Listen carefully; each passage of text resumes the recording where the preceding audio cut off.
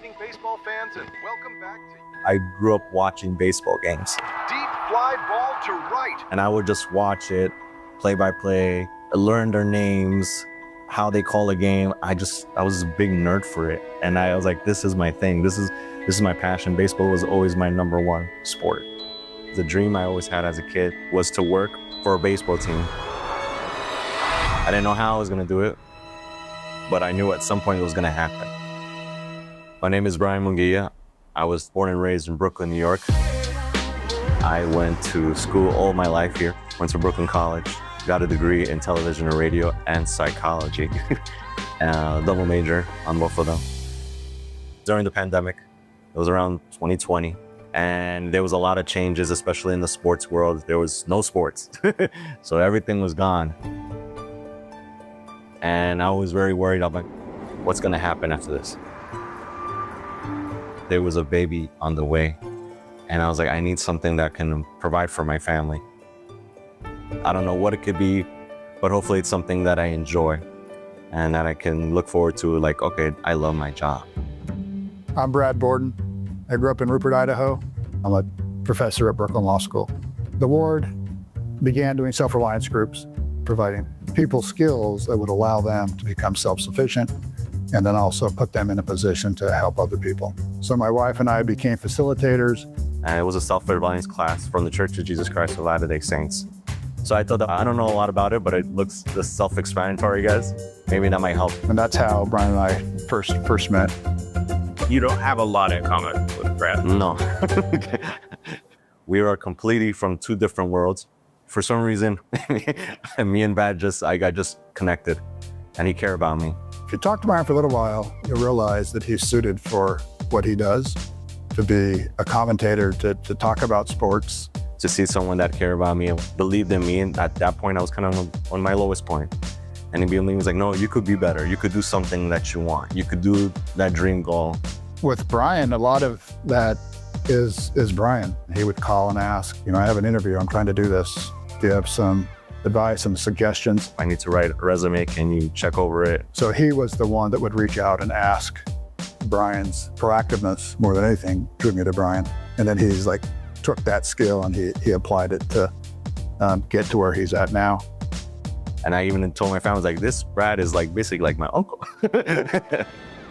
Who our neighbor is, obviously, I answered that question with the parable of the Good Samaritan. So it's people that we see that perhaps we think we can help. Anyone we run into would be our neighbor. When I took to finding a better job, I didn't know the association that it would do to help me get that next step in life.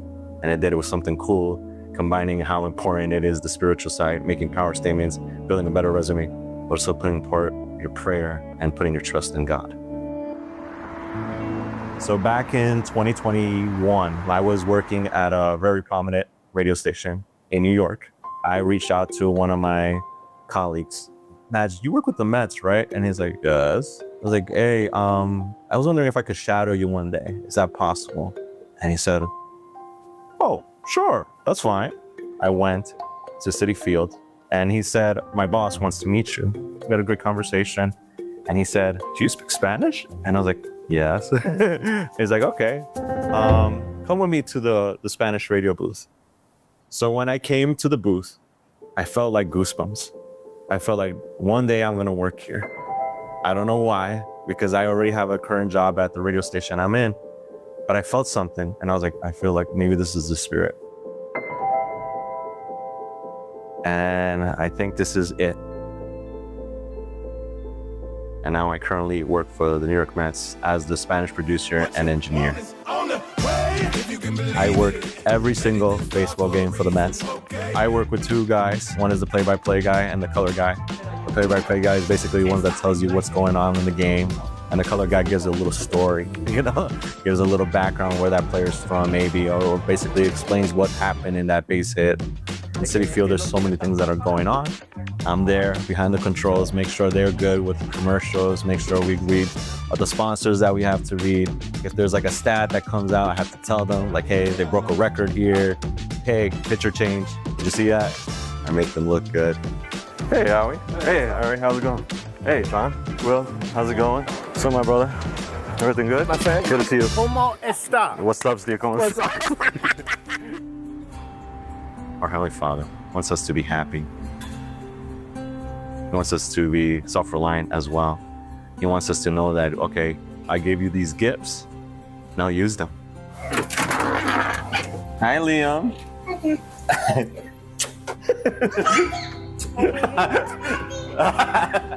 Of course, Evan loves the camera. The Heavenly Father has blessed me with two beautiful children, which are Liam and Evan.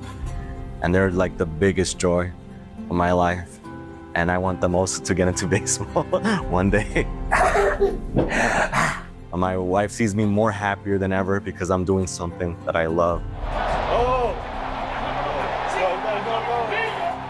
My life has changed because of that strength of my testimony, that Heavenly Father does hear prayers. It's just not always at your time, it is at His time. And I think that is powerful. I think President Eyring has said multiple times that we should try to see people the way that Heavenly Father sees them. You know, obviously Heavenly Father sees Brian as someone who has great potential, has a desire to live the gospel, raise a family in the gospel, but also be successful professionally. There's still more to come. I'm there, but there's still more that I have to do.